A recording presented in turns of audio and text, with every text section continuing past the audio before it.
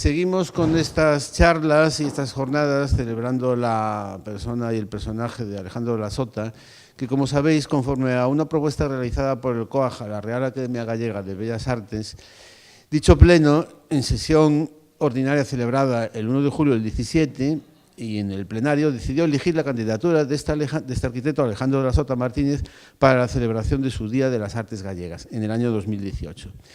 En esta deliberación, la Academia tuvo en cuenta la importante significación de su legado y de su obra arquitectónica. En dicho comunicado de la Real Academia se indica que, sin duda, puede y debe ser considerado como una de las personalidades gallegas más influyentes del siglo XX y probablemente el más notable de entre los arquitectos españoles de la segunda mitad de este siglo. Su obra se extiende por toda España y, lógicamente, en Galicia, donde sus edificios son de los más estudiados y publicados de nuestra arquitectura moderna. Dentro de las celebraciones previstas para tal ocasión, y tras la muestra itinerante por toda Galicia sobre el significado de su obra y de su talento, y tras otras charlas en las diversas delegaciones del COAG con el mismo fin, hoy tiene lugar esta mesa redonda titulada Vigencia de su legado, en la que intervendrán en la mesa Ana Pascual, que es arquitecta y doctora por la Universidad Politécnica de Valencia con la tesis Proyectar para la vida, Alejandro de la Sota, viviendas en la Bahía de Alcudia. Entre los años 2007 y 2009 es profesora asociada en el Departamento de Construcciones Arquitectónicas de la Universidad Politécnica de Valencia, donde en la actualidad ejerce como docente en el Departamento de Composición Arquitectónica.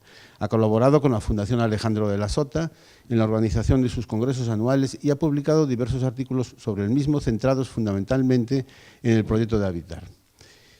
Pablo Rodríguez, arquitecto por la Escuela Técnica Superior de Arquitectura de Coruña y doctorando en el Departamento de Proyectos Arquitectónicos con la tesis Alejandro de la Sota, la salida de una crisis, 1954-1957. Es autor de artículos como La fragilidad de Alejandro de la Sota, Sol y sombra, Tras lo que Mies no quería enseñar, Prefabricación e industrialización al límite, Colegio Residencia de Estudiantes en Ourense, Alejandro de la Sota, 1967, o Una arquitectura vertical. Santiago Bargé, también arquitecto por la Escuela Técnica Superior de La Coruña desde 1998 y doctor arquitecto por la Universidad de Coruña en el 2014. Profesor de proyectos arquitectónicos en la ETSAC desde 2011. Sus proyectos y obras han sido premiados en concursos nacionales e internacionales, así como publicados en revistas especializadas en todo el mundo. Y me queda Nuria Prieto, que es la compañera que moderará esta charla, arquitecta por la Escuela Técnica Superior de Arquitectura de La Coruña desde el 2009, doctora en Arquitectura por la Universidad de La Coruña en 2014, con la calificación de sobresaliente cum laude con la tesis José Miguel de Pradapul, Arquitectura y Proyecto. Colabora desde el 2008 hasta la actualidad con el arquitecto Carlos Quintans en la elaboración de proyectos y otros trabajos relacionados con el ámbito del diseño y la divulgación arquitectónica. Ha colaborado con Francisco Mangado y Asociados y Pablo Gallego Picard, entre todos. Bueno,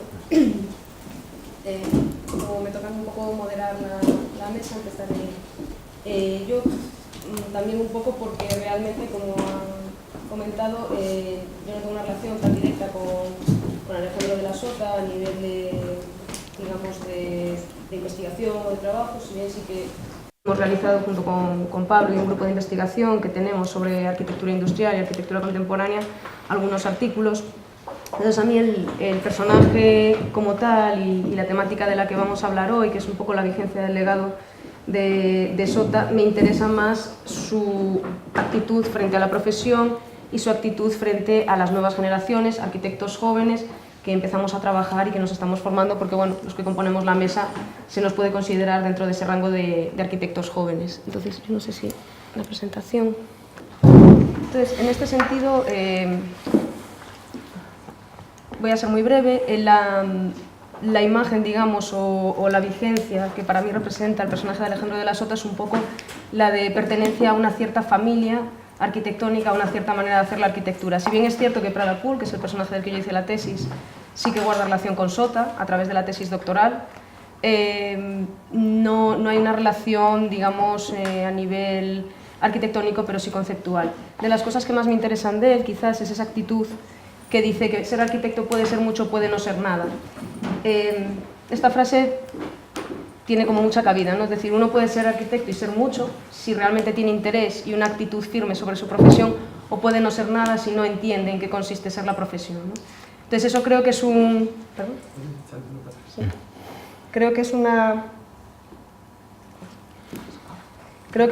actitud que debemos de tener hoy en día, sobre todo porque nuestra profesión está muy denostada, ¿no?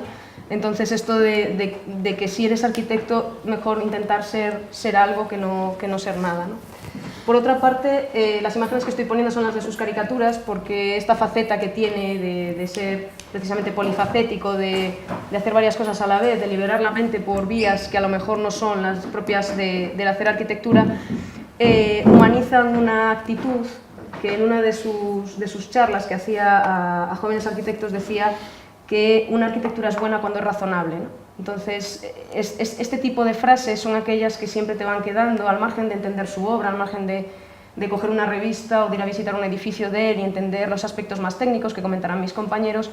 Yo creo que esta actitud de saber que si algo razonable es bueno, es una de esas cosas que deberíamos de grabarnos, ¿no? Otra es la de tener tiempo para prepararse. Si bien nosotros somos arquitectos jóvenes y hemos intentado formarnos al máximo y todas estas cosas que requiere la profesión, sí que es cierto que es necesario tomarse un tiempo, es decir, salir de la carrera, comenzar a trabajar con alguien mayor que tú siempre, intentar ir a obra, intentar aprender de otros proyectos y estar en constante aprendizaje, tomándote, ¿no?, tu tiempo para comprender en qué consiste un poco todo, ¿no? Por otra parte, también pensar el porqué de las cosas. Siempre que veas algo en la arquitectura, siempre que veas una obra, siempre que veas un plano de lo que sea de estructura, sea de arquitectura, pensar el por qué habrá hecho esto, por qué no lo habrá hecho. Y en esa, digamos, deliberación o en esa investigación sobre el porqué de las cosas, al final probablemente acabe saliendo un aprendizaje que es útil, ¿no? Por otra parte, también, es decir, nosotros conocemos mucho la obra de Sota en general, es decir, conocemos porque la hemos estudiado, porque la hemos manejado, pero no es una cuestión, como decía él, tampoco de conocimiento. En una de las últimas charlas que se hizo dentro de este ciclo, Manolo Gallego, que trabajó con él, contaba una actitud que tenía Sota frente a lo que es el concepto de cultura, que es la misma que tenía Torrente Ballester, que decía que un hombre culto no es aquel que sabe muchas cosas, sino aquel que es consciente del mundo. Entonces Sota contaba que culto era un niño de un pueblo, creo que era de Corrubedo, que decía que era capaz de atrapar pájaros con las manos. Eso era lo que contaba Manolo Gallego, ¿no? Entonces, ese concepto de cultura, en el sentido del conocimiento general de lo que es la vida, no tanto del conocimiento de datos e información, también es una cosa que creo que es muy vigente en el día de hoy sobre la figura de Alejandro de la Sota. Y en este sentido, bueno, pues esta imagen de escribir pues da esa sensación, ¿no?, de que comprendió un poco cómo es la forma de vida o que comprendió un poco cómo es en realidad la palabra cultura como para llegar a hacer proyectos de este estilo, ¿no? Entonces toda esta progresión, la verdad es que es lo que hace un poco más vigente al personaje hoy en día. Si entendemos todos estos conceptos que simplemente acabo de nombrar un poco por encima, porque es un poco la visión que yo tengo, es una visión bastante personal, creo que lo trasladan muy directamente a los que estamos haciendo arquitectura hoy en día. Y en ese sentido, la figura o el personaje también es un poco lo que nos queda, y al final él decía de Chillida que su obra era como una música callada, y nosotros hoy en día, cuando vemos los arquitectos jóvenes, cuando vemos la obra de Sota, lo entendemos como un objeto encontrado tal cual, que era una cosa que también él hablaba, el valor de los objetos encontrados tal cual. Entonces nosotros entendemos esta arquitectura como un objeto encontrado tal cual, porque no hemos llegado a conocer a Sota de manera personal, y al mismo tiempo sí que sus obras las entendemos casi también como una música callada. Es decir, no se sabe muy bien el por qué, tenemos que pasear por las obras e intentar buscar esos porqués que él decía para intentar formarnos, pero sí que hay una cierta melodía que una entiende y que termina por valorar y que termina por ser un aprendizaje muy importante y una vigencia total de su legado. Entonces esto es un poco eso, una visión personal, y ahora mis compañeros pues, os van a contar aspectos un poquito más concretos, porque han estudiado su obra más en profundidad, y después daremos inicio al debate. Yo soy Ana Pascual y, como os han explicado, pues hice la tesis que se titulaba Proyectar para la vida, que es el mismo título que traigo aquí, En su momento lo que hice fue estudiar los criterios de proyecto con los que Alejandro de la Sota abordaba el habitar, ¿no? Entonces, bueno, para esta presentación, realmente, o sea, lo que voy a hacer es explicaros una serie de criterios y actitudes de Alejandro de la Sota que yo considero que son fundamentales frente a la arquitectura y frente al proyecto, para que luego pues, podamos debatir un poco su vigencia en la mesa redonda. Lo primero que me gustaría decir es que para Alejandro de la Sota la arquitectura nunca va a ser un fin en sí misma, ¿no? Sino que es un medio, el medio donde se desarrolla la vida de las personas. Y por tanto siempre va a abordar la arquitectura desde la profunda responsabilidad de que tiene en sus manos la oportunidad de dar calidad y significado, de dar bienestar a esa vida cotidiana de las personas. Eso hace que él, cuando aborda cualquier ejercicio de arquitectura, se lo plantea como un problema a resolver, como un problema que tiene que ver con esa vida real y con sus necesidades reales. Entonces, digamos que el primer paso de su proceso de trabajo es detectar, o sea, muy bien, plantear muy bien ese problema que va a tener que resolver. Y ese problema pues, va a estar formado, por una parte, por los datos que le da al cliente y, por otra parte, por una serie de un análisis cualitativo que él hace, muy rápido, pero lo hace, sobre los factores que intervienen en su trabajo, es decir, las necesidades, el lugar y la técnica. Para abordar esta tarea, el arquitecto la aborda sin prejuicios, con la cabeza totalmente vacía, es decir, como él dice, partiendo de cero. Es decir, para él la arquitectura solo va a ser una referencia en el momento de buscar la respuesta formal. Pero él se enfrenta a la tarea más que como un arquitecto, como un hombre con inteligencia, ¿no? Que es capaz de captar todas las variables relevantes que le van a permitir dar una respuesta crítica y creativa. En cuanto a las necesidades, más allá del programa que le pueda dar el cliente, el arquitecto lo que hace es tener en cuenta otro tipo de necesidades que van a hacer que las personas se encuentren allí lo mejor posible. Entonces, tiene en cuenta las necesidades derivadas de la función, del momento social, pero sobre todo siempre esas necesidades esenciales que son comunes a todas las personas, emocionales, que lo que hacen es enriquecer nuestra existencia.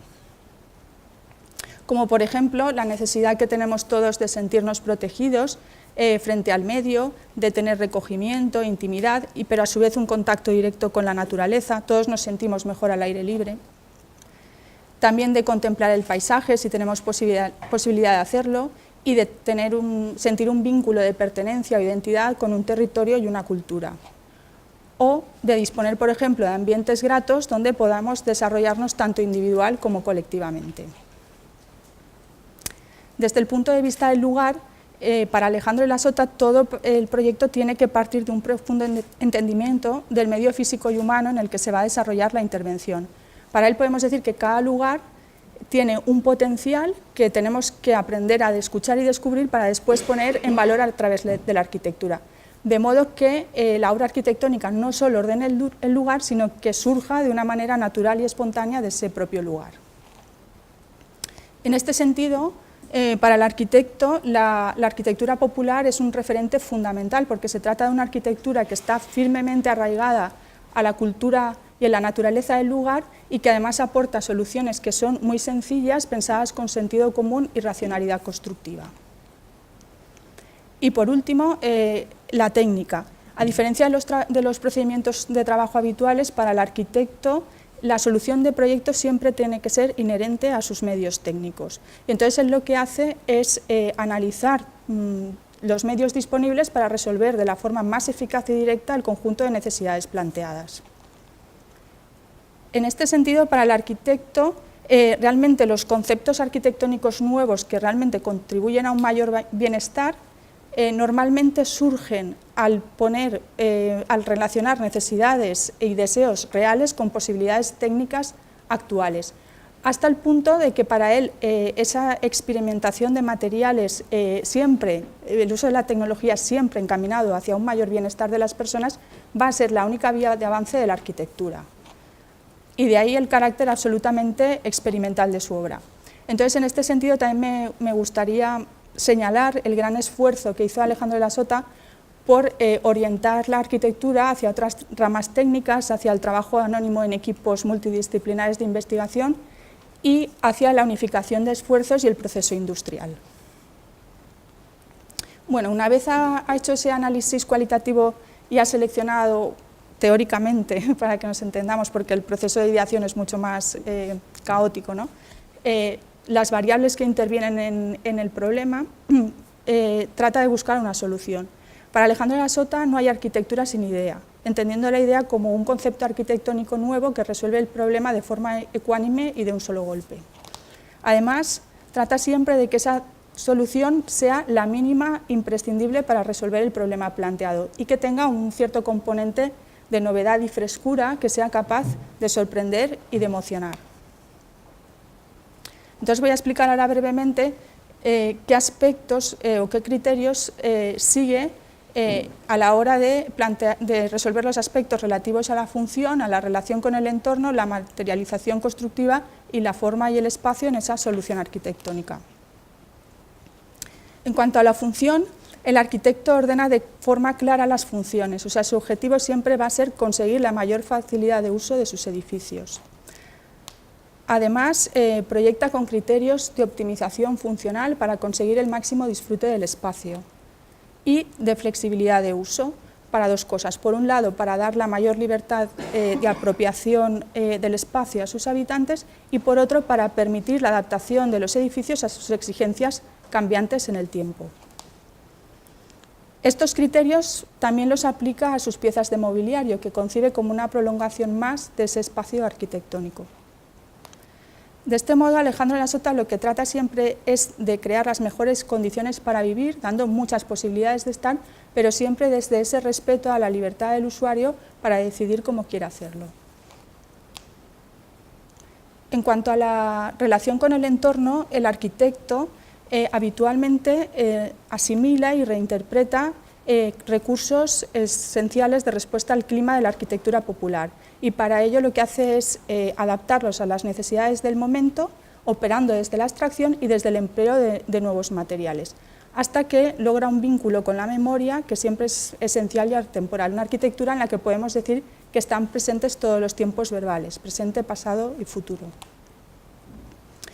Asimilados esos valores, él siempre intenta, más que integrar la arquitectura en el paisaje, intenta crear un nuevo paisaje que tiene que mejorar lo que ya hay y en la que naturaleza y arquitectura se funden en una nueva entidad donde queda muy diluida esa relación que hay entre lo natural y lo artificial.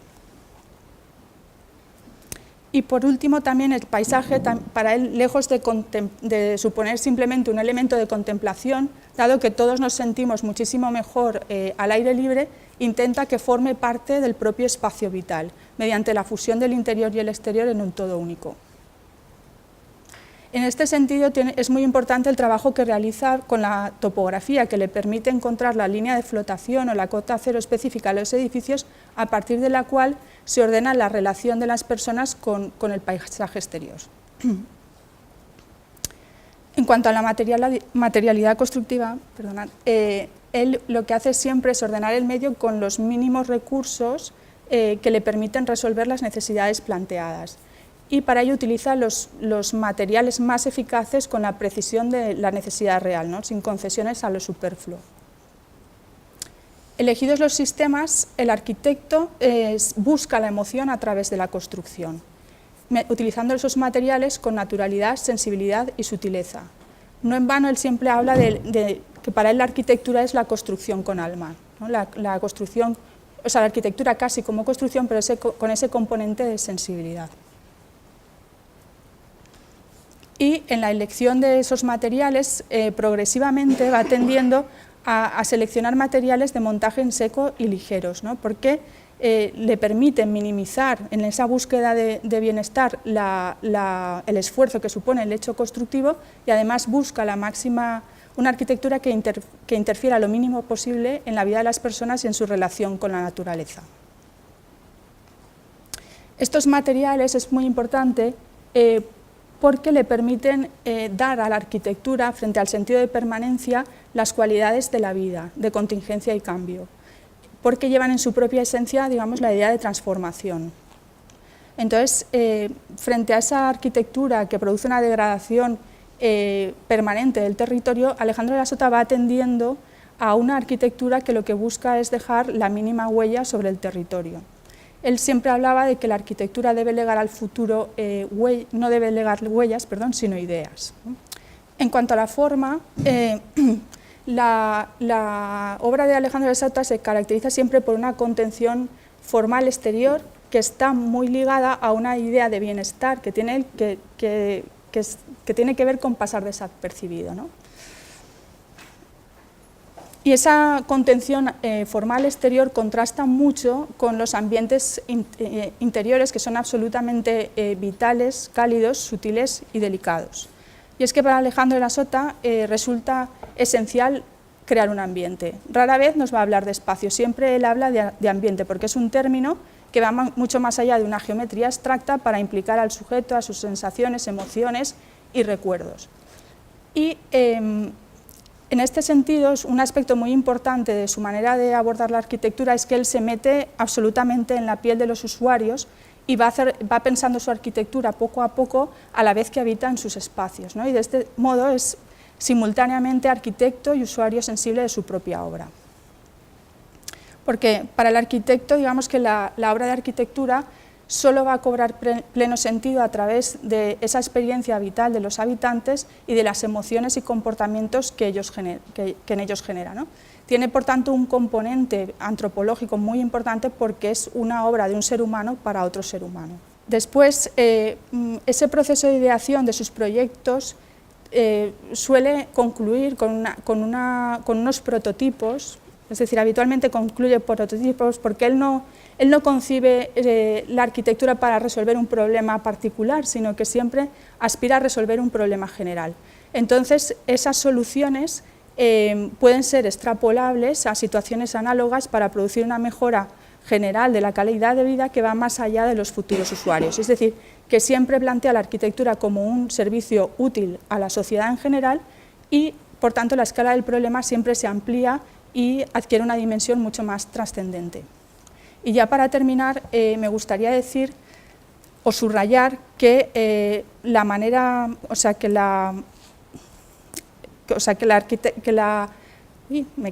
perdonadme.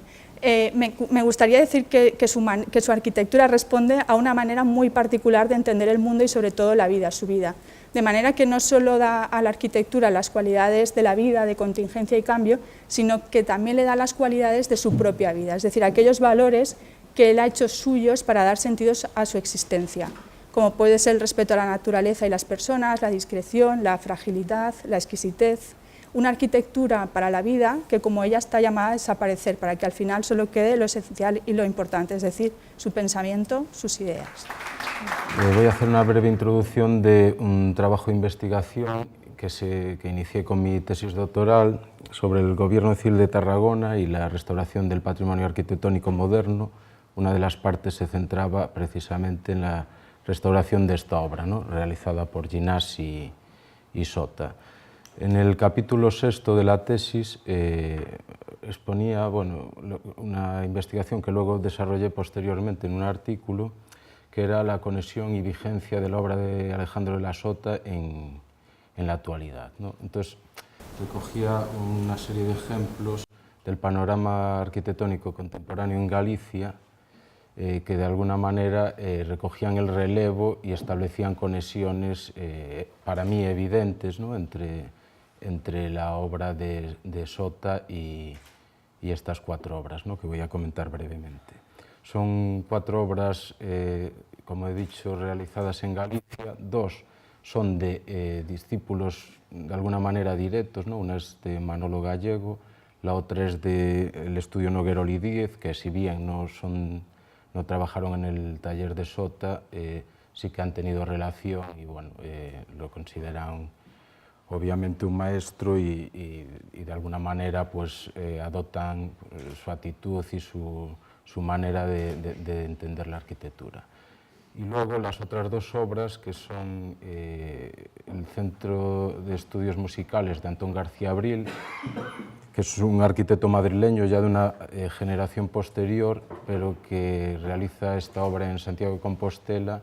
Y por último, el Centro de El Muncit, que está en Coruña, de Ángel Alonso y Vitoria Cebo, que también es ya una generación un poco más próxima a la nuestra, pero que de alguna manera entiendo que establece conexiones y pone en clara relación esa vigencia entre su magisterio y probablemente la mejor arquitectura de este momento, ¿no?, realizada en España. Bueno, esta imagen es el Gobierno Civil de Tarragona, que es la obra con la que voy a establecer esta comparativa. Es una foto de Sota tomada por él en el año 64, recién inaugurada. Y bueno, un poco ya es una obra sobradamente conocida, ¿no? Esa pieza prismática que levita sobre el terreno y que acoge unos usos múltiples, ¿no? Porque por un lado tenemos el espacio público en planta baja, una zona institucional que sería la planta primera y segunda, y luego ese cubo que se despega, ¿no?, que responde a unas viviendas. Probablemente sea lo más reconocido ese desplazamiento que se produce en los balcones y que no siempre se sabe que responde, pues, a los balcones de unas viviendas, ¿no? Bueno, no me voy a enrollar más, voy a ir pasando. Bien, esta es la primera obra, que es los Centros de Investigación Santiago de Compostela, de Manolo Gallego. Y bueno, de alguna manera estos 4 volúmenes que remiten otra vez a piezas prismáticas y que de alguna forma son elementos que se repiten con ligeras variaciones, de alguna manera yo entendía que sí que establece cierta conexión con esas variaciones sobre ligeros movimientos que se producen en esos balcones, ¿no?, del Gobierno Civil de Tarragona, esos elementos minimalistas que de alguna manera le dan movimiento a esa fachada, ¿no?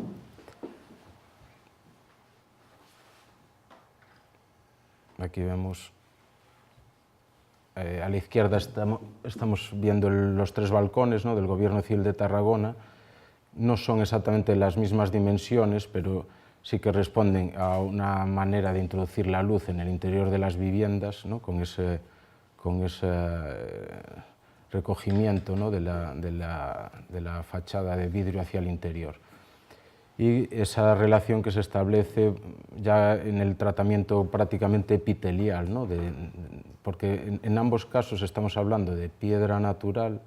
En el caso del Gobierno Civil de Tarragona es un mármol Borriol, tomado sobre mortero, de 2 centímetros de espesor, que en algún momento casi adquiere una expresión epitelial, ¿no? O sea, casi no se aprecia el grosor de la pieza, parece casi de papel. Bueno, tiene unas características, yo creo que muy abstractas, ¿no? O sea, casi niega la condición gravitatoria de la piedra.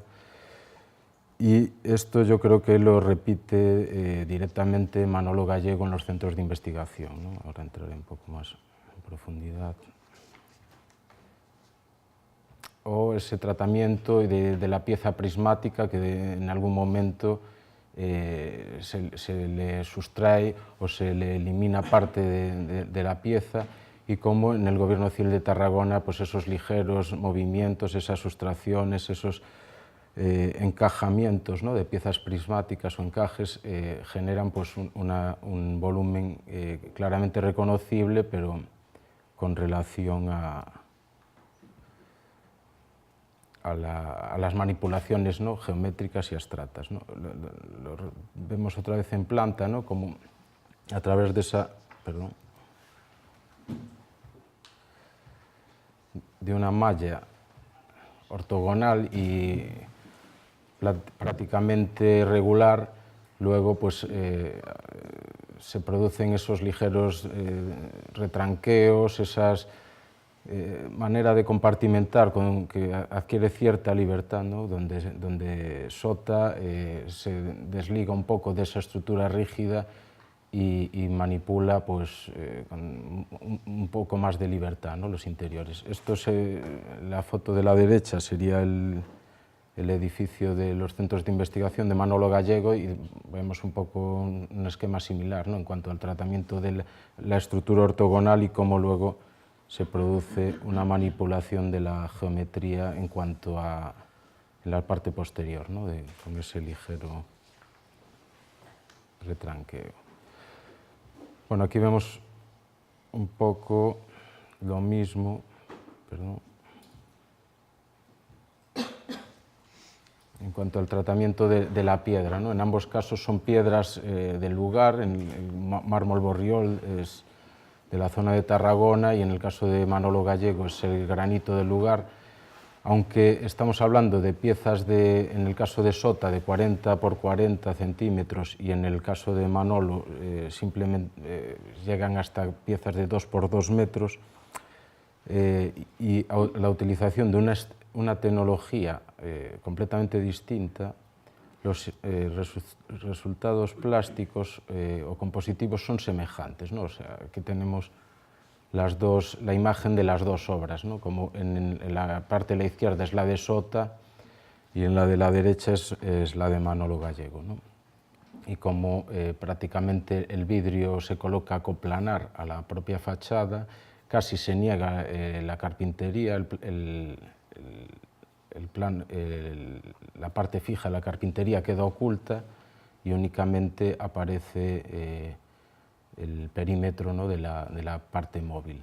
De esta manera se entiende prácticamente la fachada como si se eliminara una piedra, ¿no? Es decir, en el caso de Sota casi da igual la composición de los huecos porque tienen una libertad en ese sentido de introducir la iluminación según las propias dependencias lo exijan.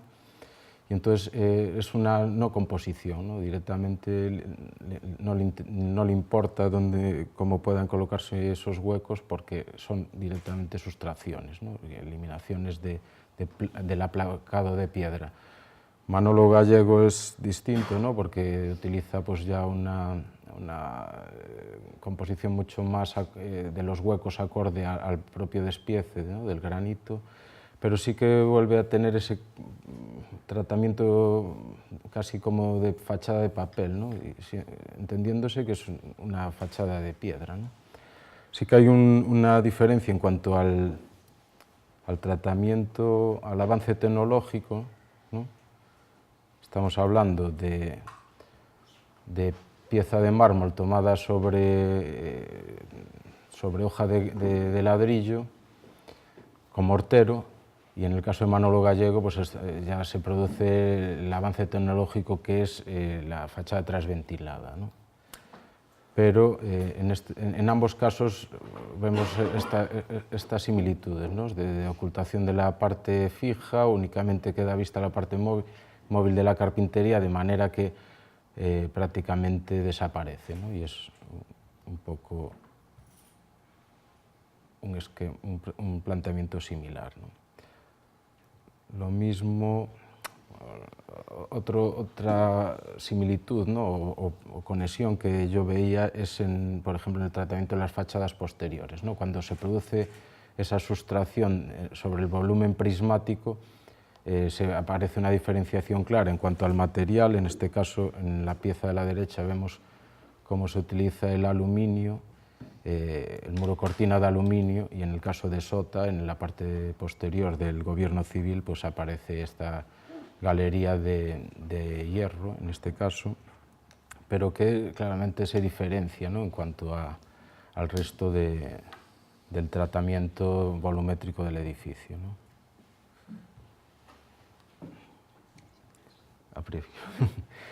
Bueno, un poco más de lo mismo. Voy a avanzar, si no, esto se va. Bien, la siguiente obra es la Facultad de Filología de Alberto Noguerol y Pilar Díez. Bueno, aquí simplemente incidir en el tratamiento isótropo, ¿no? O sea, de a partir de una malla isótropa, cómo el edificio luego adquiere cierta libertad en cuanto a la colocación de tabiquerías, etc. ¿no? Voy a avanzar un poco. Bueno, aquí vemos un poco lo mismo, ¿no? Ese tratamiento de la malla estructural ortogonal y cómo luego el edificio adquiere cierta libertad, ¿no? A la hora de la expresión interior. Lo mismo en el tratamiento volumétrico, ¿no? En el caso de Sota pues aparecen estas ligeras variaciones en cuanto a geometría que se reproducen un poco en la Facultad de Filología en cuanto al alzado. La utilización otra vez del granito como piedra local, pero tratada para mí en el mismo sentido, ¿no? La misma forma de entender la fachada como un elemento abstracto donde los huecos juegan a ser coplanares o directamente introducirse al interior generando esa sombra y de alguna manera pues, recoge un poco esas intenciones, ¿no? De Sota, ¿no? Los vidrios fijos son prácticamente coplanares y los móviles incluso en las ya similitudes o conexiones compositivas, ¿no? En cuanto al tratamiento de grandes huecos con movimiento e incluso también ahí tenemos, ¿no? La Facultad de Filología y el Gobierno Civil y la utilización del despiece de piedra como elemento casi negando esa condición gravitatoria, ¿no? En el sentido vertical, utilizando unas piezas muy pequeñas para conseguir prácticamente esa abstracción, ¿no? del elemento de fachada. Este ya es el edificio de Antón García Abril en Santiago de Compostela. Bueno, aquí no me voy a enrollar mucho, simplemente remitir un poco a esa manipulación geométrica, ¿no? De la pieza prismática y cómo esas horadaciones permiten la introducción de luz en el interior que de alguna forma recogen el relevo, ¿no? de esas intenciones de Sota, ¿no? La entrada simplemente es la entrada del edificio es simplemente ese vacío que se genera al levantar la pieza prismática del suelo, ¿no? Y la otra entrada similar e igualmente la introducción de la luz en las partes centrales remite directamente, ahí se ve esa horadación del prisma, remite directamente a esos huecos en los balcones que introducen la luz en el interior o directamente la zona de la planta segunda en la zona central, ¿no? Con simplemente esas pequeñas manipulaciones prismáticas. Bueno, no voy a enrollarme mucho más. Ahí se ve esa horadación, esa sustracción, ¿no? del interior, que es lo mismo que hace Sota en los huecos centrales. Por último, el Muncit, nos volvemos a remitir me interesaba esta obra no tanto por temas compositivos, sino por cómo el tema funcional, o sea, en este caso son usos muy diferenciados y cómo a través de ese elemento de abstracción, ese pensamiento abstracto, consigue resultados muy interesantes, ¿no? En el caso del Muncit, una obra que seguramente conocéis, en el proyecto original del concurso se planteaba un doble uso, por una parte un museo y una escuela de danza. Bueno, el planteamiento de Ángel Alonso y Vitoria Acebo, cuando ganan el concurso, es construir esa estructura que directamente genera un lleno en el prisma y las partes restantes es donde se va a generar el museo, es decir, que la estructura arbórea acoge el uso de escuela y los vacíos restantes es donde se va a traducir el museo, ¿no? Es un ejercicio muy abstracto, muy interesante, que de alguna manera yo creo que recoge también ciertas similitudes con el gobierno civil, ¿no? Con esa separación de usos y esos ligeros desplazamientos en las sustracciones y gradaciones de los prismas, ¿no? De la planta baja pública, planta primera y segunda administrativa y vivienda, ¿no? Me parece que es una manera de trabajar los aspectos funcionales con una similitud de pensamiento, ¿no? Sobre todo conceptual. O bueno, ya traslaciones más directas y evidentes a nivel compositivo, como puede ser pues, el reflejo de esos encuentros, ¿no? de esas sustracciones. Y creo que con esto acabo. Y nada más.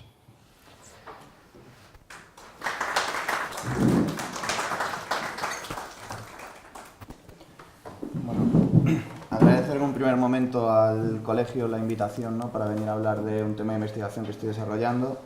E incluso nuestra presencia aquí, ¿no? Es una vigencia del propio legado de Alejandro de la Sota, y creo que su legado trasciende a la propia arquitectura, ¿no? Y es más una forma de vivir y de relacionarse con el mundo que, por su riqueza, ¿no? Y su capacidad de tener múltiples lecturas, permite que cada uno encuentre en él, ¿no? su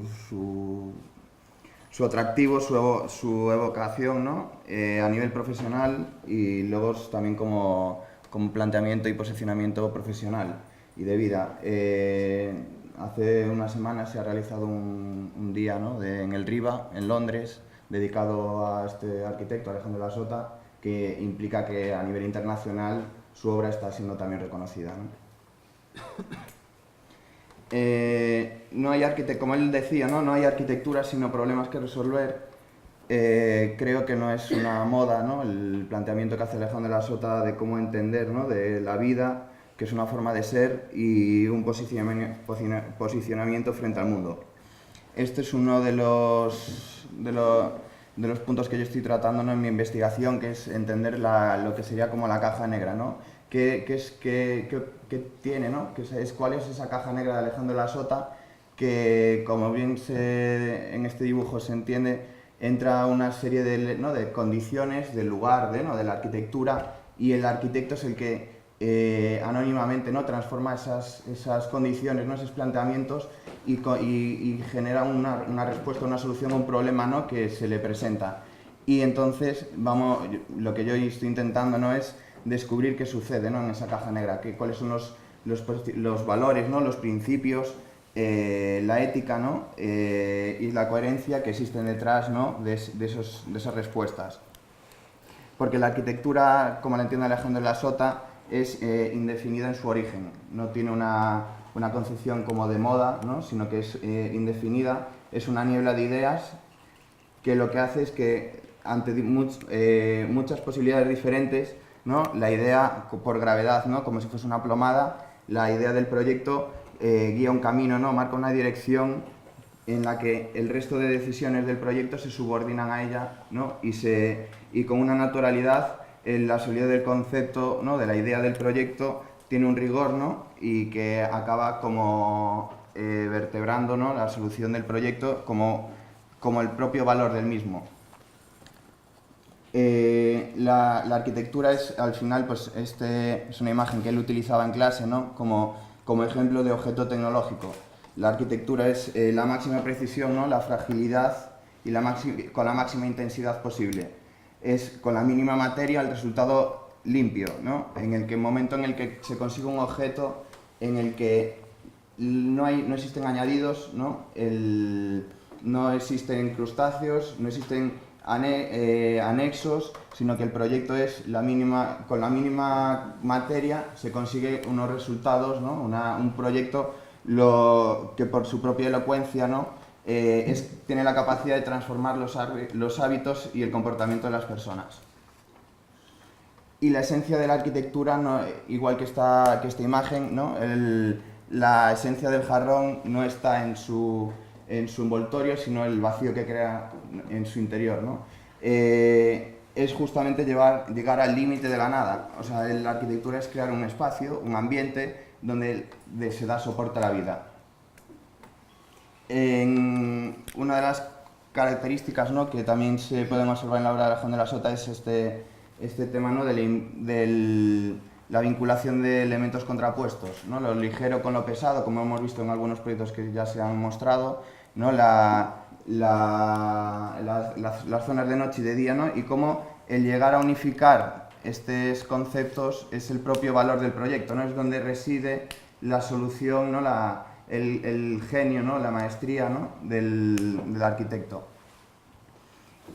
Todo en un equilibrio, ¿no?, una tensión. Esta obra es de Adolf Schlosser, en la que la tensión, ¿no?, que se genera entre los elementos crea un equilibrio muy frágil, pero que la propia ligereza, ¿no?, tiene todas las posibilidades, ¿no?, una poética y una sensibilidad que se recoge en una obra de este estilo, que se puede reconocer también en las obras de Alejandro de la Sota, ¿no?, que parece que cualquier mínimo cambio podría modificar sustancialmente el proyecto, pero luego son obras que son consistentes, que la propia arquitectura que se genera es capaz de soportar durante mucho tiempo muchos cambios de uso, pero manteniendo siempre, porque el ambiente, ¿no?, la capacidad de poder llegar a desarrollar proyectos en los que emociona, ¿no?, la arquitectura cuando la vives, ¿no?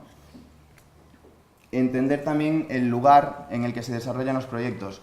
Entender, sobre todo, pues Alejandro de la Sota, como hemos hablado, es gallego, pasa su infancia en Pontevedra, y como él está impregnado, ¿no?, Galicia es un sustrato que luego él, a lo largo de su vida, va a ir como manteniendo, ¿no?, esas bondades de la arquitectura popular que él va recogiendo, no solamente gallega, sino del lugar en el que se desarrolla un proyecto. Aquí se ve, pues eso, un proyecto que realiza en Orense, que no se llega a construir, de una residencia de estudiantes, y como la foto que se observa al lado es también un pueblo que hay cerca de la propia parcela en la que se va a desarrollar el proyecto, y cómo él entiende, ¿no?, que ese construir adosado a una ladera tiene que ser en bancales, ¿no?, en elementos estratificados que permiten las buenas condiciones, ¿no?, de la arquitectura, de soleamiento, ¿no?, de circulaciones, y cómo entender el paisaje, ¿no?, como un territorio múltiple, y que el proyecto lo que hace es dialogar con él, ¿no? O sea, la arquitectura, para él, como lo entiendo yo, tiene como dos posiciones, ¿no? El paisaje puede recorrer el edificio, o el edificio puede interceptar el paisaje.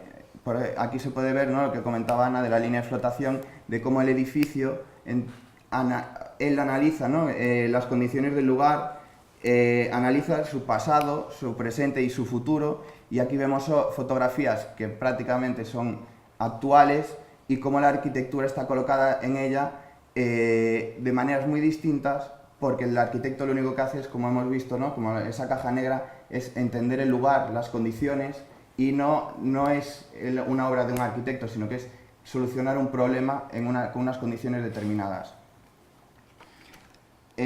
También en la obra de Alejandro de la Sota, en ese sentido, el entorno es protagonista. En este caso, la naturaleza, la buena arquitectura, ¿no?, ordena el mundo en donde se desarrolla la vida. Aquí podemos ver, ¿no?, cómo la naturaleza forma parte del proyecto, tanto como la propia arquitectura, ¿no?, la propia construcción del proyecto.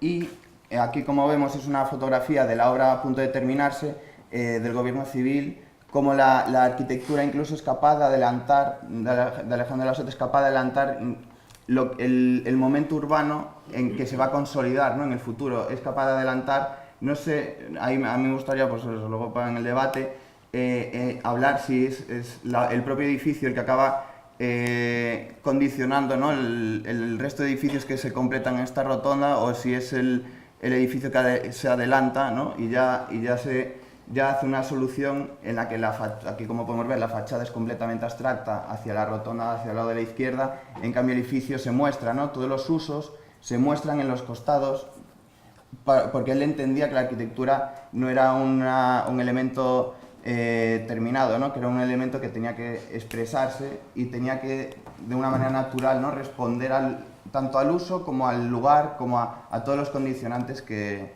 los que estamos hablando. Y sobre todo el arquitecto lo que tiene que hacer, ¿no?, para poder entender estos condicionantes es estar atento. Y este es un ejemplo que me encanta comentar porque Alejandro de la Sota viaja, ¿no?, a Estados Unidos y visita la fábrica de Boeing, donde estaba fabricando el modelo Jumbo, y meses posteriores realiza el edificio de correos.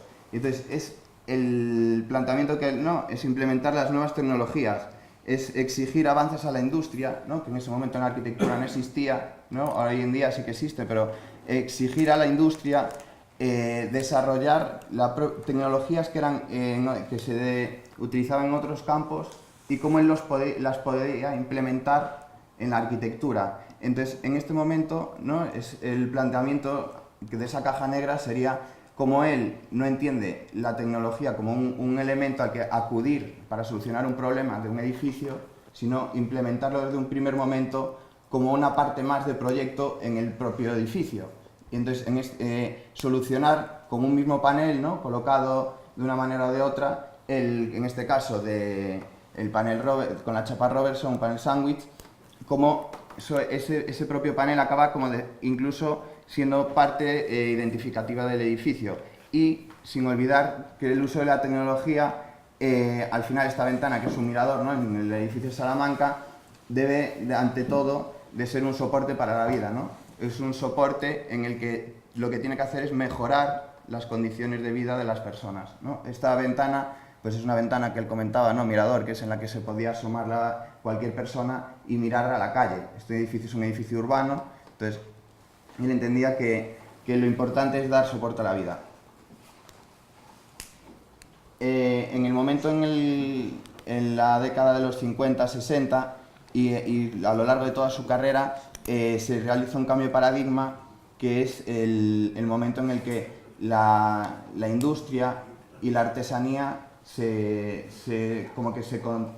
modifican, ¿no? Porque antiguamente, hasta este momento, el maestro artesano era el que era capaz de realizar productos, ¿no?, exactos, limpios, pulidos. En cambio, la máquina, ¿no?, la industria, llega a eliminar, ¿no?, este valor del artesano, que era el maestro artesano, y entonces lo sustituye y lo empieza a producir en serie. Entonces el valor del artesano, de repente la artesanía, que es como la podemos llegar a entender hoy, es el valor de lo imperfecto, ¿no?, el valor de la mano del artesano, que es capaz de desarrollar o de realizar un mueble que no puede permitirse la industria, porque la industria al final hace un elemento seriado.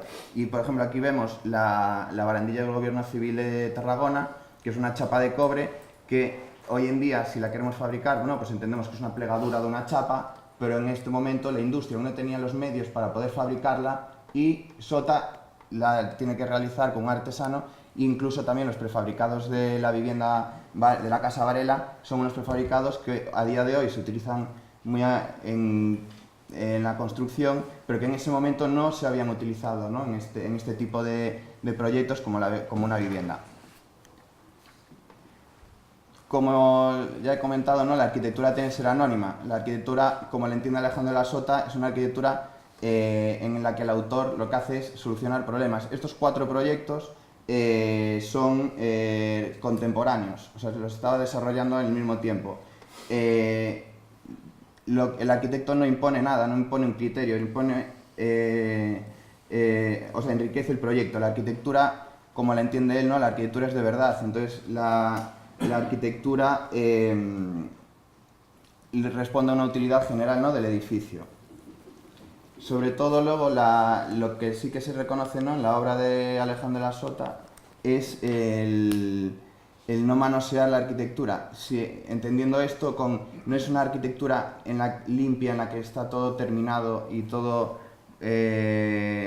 rematado, sino que es el reconocer qué es cada elemento, ¿no?, el cómo se han realizado esas cerchas, ¿no?, esas chapas, cómo la estructura responde a unas condiciones del proyecto, cómo entra la luz, la materialidad, ¿no?, el uso de materiales, es la potencia, ¿no?, y la espontaneidad del propio trabajador, ¿no?, que lo ha desarrollado.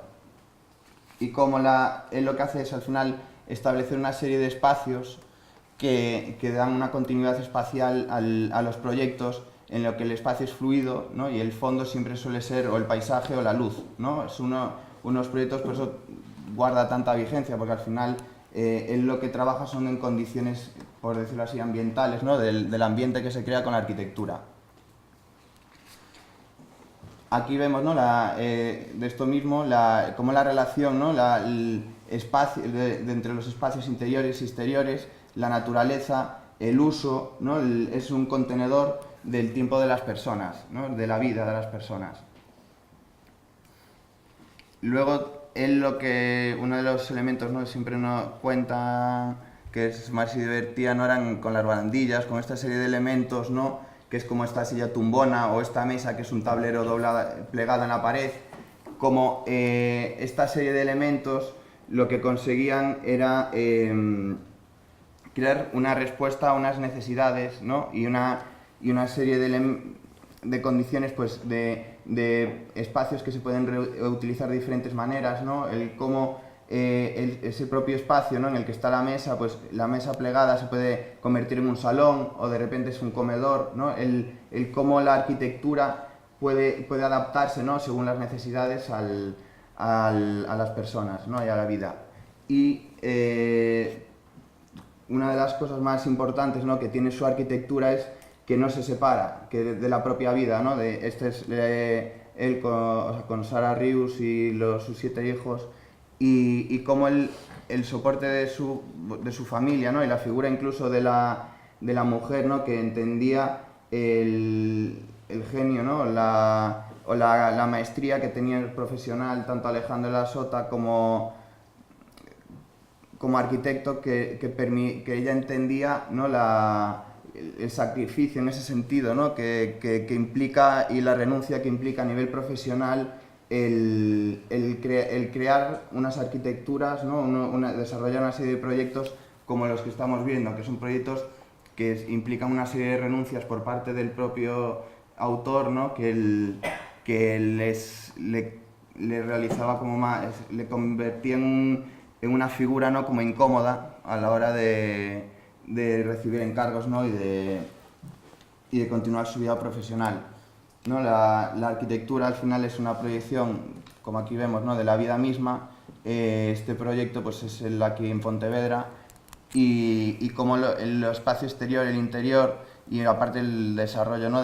Tanto de la idea del proyecto vincula mucho, ¿no? El disfrute del paisaje, de la vivienda, de la familia, ¿no? El uso que hace de los espacios intersticiales entre la zona de día y de noche.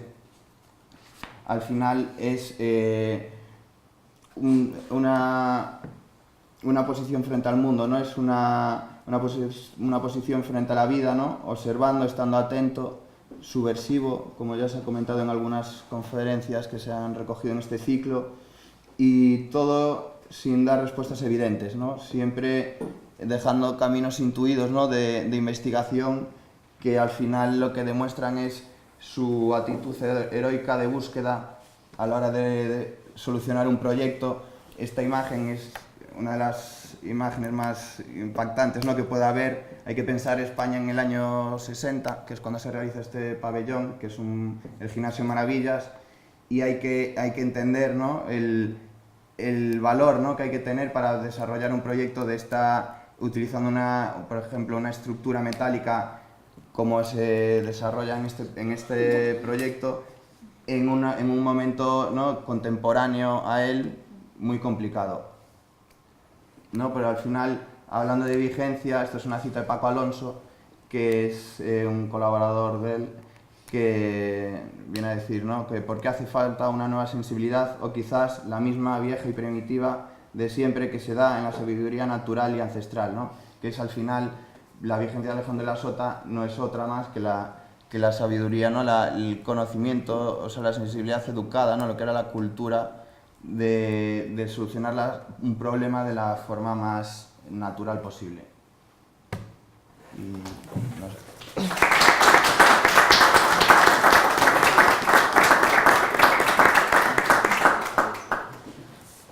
Bueno, pues después de haber escuchado un poco los diferentes enfoques, abrimos un poco el debate.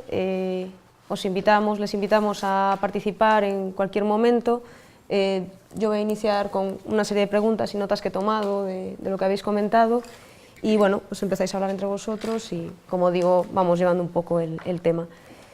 Hemos hablado de ideas, fundamentalmente, de tecnología, un poco de esa base de que realmente las ideas del propio Alejandro de la Sota son ideas que ya están en la base, digamos, del pensamiento, que es una cuestión de cultura, que no es una cuestión, o de actitud, no una cuestión de nada más. Entonces, lo que me gustaría preguntaros, o por introducir un tema, es, hablando de la vigencia de la arquitectura de Sota, ¿cuál es el proyecto o cuál es el concepto que creéis que puede ser más, como más útil o más presente en la actualidad? Es decir, ¿qué proyecto sería aquel que consideráis más vigente o qué concepto? Por ejemplo, Ana ha hablado un poco de ese entendimiento de la vida, es decir, cómo él entiende la vida y cómo hace una arquitectura para la vida, o Santiago ha hablado un poco del tema de la tecnología y la prefabricación, Pablo ha hablado más de las ideas también de la tecnología. Os lanzo un poco la pregunta. Para mí, quizás, desde mi punto de vista, serían, aunque suene un poco raro decirlo, los primeros proyectos, ¿no? Los de los poblados de colonización, porque eran proyectos muy rígidos de planteamiento en los que con muy poco él hacía mucho y con los que conseguía dar una dignidad a una vida que en aquel momento, en la España de posguerra, era muy complicada. Os dejo la pregunta abierta y como queráis.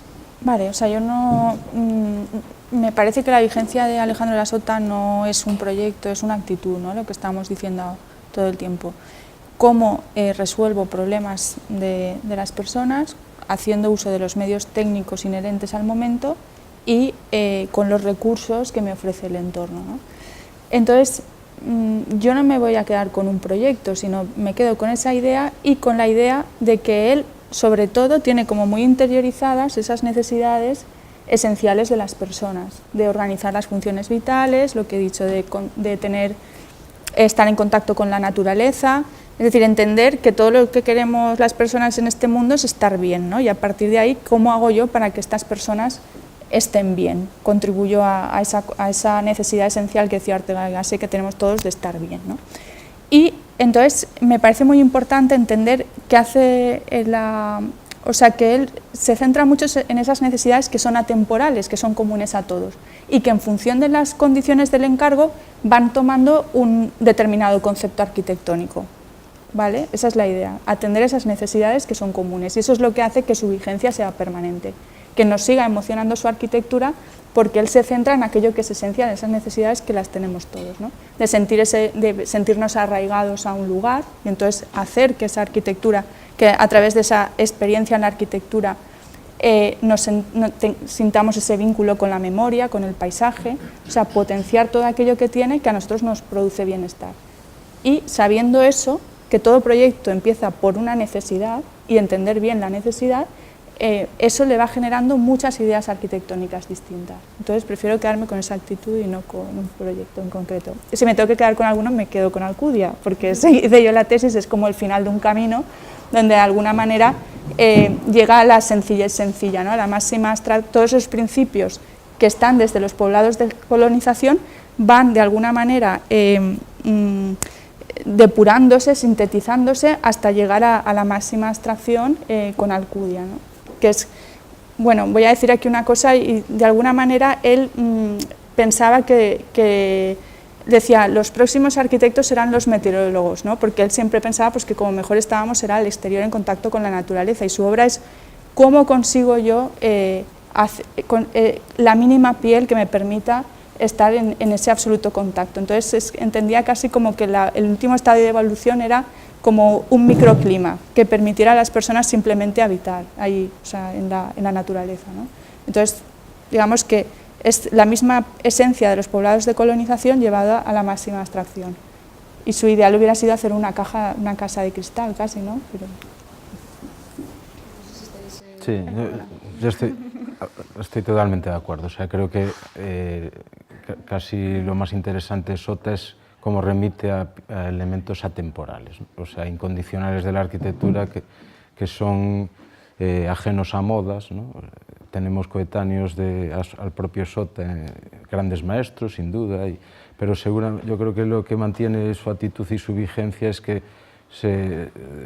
es totalmente ajeno e impermeable a todas las modas arquitectónicas y culturales del momento, ¿no? Él mantiene su actitud, siempre se remite al máximo nivel de abstracción, pensando en las necesidades, pensando en los invariables de la arquitectura a lo largo de la historia. O sea, es entender el momento vital que está viviendo, pero teniendo presente la historia de la arquitectura en su máxima esencia, ¿no?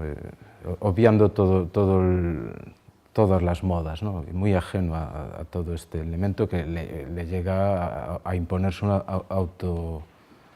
no autocensura, pero sí que se va, ¿no?, de la escuela de arquitectura. Él, cuando pierde la cátedra de elementos de composición, se va de la docencia y se mete pues, un poco en su mundo y a partir de ahí pues, repiensa la arquitectura desde planteamientos mucho más conceptuales, ¿no? Sí, o sea, en ese sentido yo creo que el valor de su obra reside más en casi su posicionamiento vital, ¿no? O sea, su forma de afrontar cualquier problema es al final el vaciarse, ¿no? El recoger la mayor cantidad de datos posibles y enriquecidos por él, ¿no?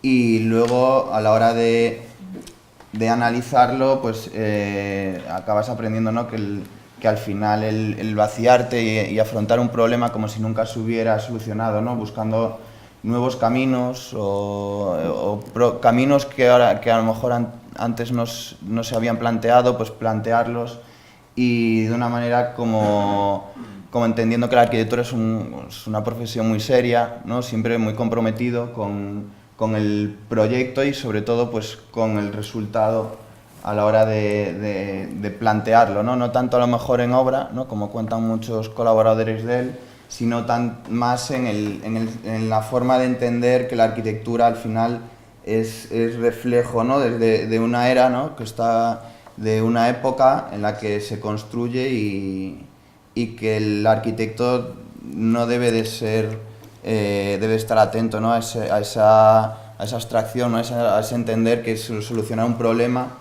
y que ese problema a solucionar muchas veces es el dar soporte a la vida y a mejorar la vida de las personas, que yo creo que no, que al final pues la solución puede ser más o menos acertada, pero siempre buscaba, ¿no?, el abrir un camino nuevo, no tanto como un camino ya consolidado y perfecto, sino el buscar soluciones nuevas y proyectos enriquecidos, ¿no?, por parte de él y de todo lo que la arquitectura, ¿no?, el entorno, el paisaje, la cultura, la sociedad, el problema económico, todo, o sea, ¿no?, como... Ahí me gustaría anotar una cosita en relación a las ideas, y es que a diferencia de lo que hacemos muchas veces, que es pensar todos los detalles meticulosamente, pues Alejandro Lasota invertía mucho esfuerzo en la idea, en el concepto, porque era aquello que realmente iba a hacer o sea, iba a producir un avance, ¿no? Y luego sí que se reservaba muchas decisiones a la obra, ¿no?, que decía que formaban parte de la buena educación del arquitecto, de la sensibilidad, cosa que eso ahora, con el cumplimiento de presupuestos, plazos, era también otra forma mucho más sosegada de ejercer la profesión, ¿no?, que está muy bien. Claro, frente a esto que estáis comentando ahora, uno de los aspectos, obviamente estamos hablando de la atemporalidad, ¿no?, y del enfoque de Sota como un solucionador de problemas, ¿no? Es decir, es una persona que se enfrenta al proyecto desde el punto de vista de esa solución o de la idea, ¿no? Entonces, estáis comentando cómo ejercía un poco su profesión. ¿Cómo creéis vosotros que enfocaba el proyecto, no tanto a nivel histórico o anecdótico, sino cómo enfocaba el proyecto en relación a cómo se podría enfocar hoy? Es decir, cuáles serían las diferencias o las similitudes o las enseñanzas que hoy podríamos tener para enfocar un proyecto desde el punto de vista de Sota. ¿Hablo? Bueno, pues como doy clases en proyecto final de carrera y ahora hay muchas tecnologías, pues una cosa que yo insisto mucho es que ahora es muy fácil crear formas. Yo creo una forma con esos programas tan estupendos, renders y demás, y luego ya veo cómo encajo ahí un programa, cómo encajo, mucha gente funciona así, ¿no? Y entonces la arquitectura de Sota y de otros arquitectos es justo al revés, ¿no? O sea, es una arquitectura que surge de dentro hacia afuera, ¿no? Esa idea de reivindicar esa arquitectura que se piensa desde los espacios que está creando, de organizar de la mejor manera las funciones y de estimular emoción. ¿Qué diferencia la arquitectura popular de la arquitectura, digamos, intelectual? Pues que una resuelve necesidades, digamos, básicas, mientras que los arquitectos intentamos resolver también necesidades o deseos emocionales, ¿no? Estimular emociones en las personas. Entonces, me he perdido un poco pero eso me parece muy importante, ¿no? El insistir en que la arquitectura se crea de dentro hacia afuera y no al revés, ¿no? No hago una forma y luego a ver cómo viven allí, ¿no? Y luego lo que comenta él siempre, ¿no? de que la solución de la arquitectura no está en la arquitectura misma, ¿no? Que hay como un texto muy reconocido de él en el que reconoce que la arquitectura no se aprende en las escuelas, ¿no? Que se aprende en un museo, se aprende saliendo fuera y viendo, estando atento al mundo que te rodea, ¿no? O sea, que las soluciones no parten de una autorreferenciación de la arquitectura, sino como una solución, ¿no? Como un aporte que tú tienes que buscar una solución que no sea una referencia propia de la misma, ¿no? O sea, lo de la arquitectura arquitectónica que tanto comentan, que él se reía, ¿no? De entender que la arquitectura tiene que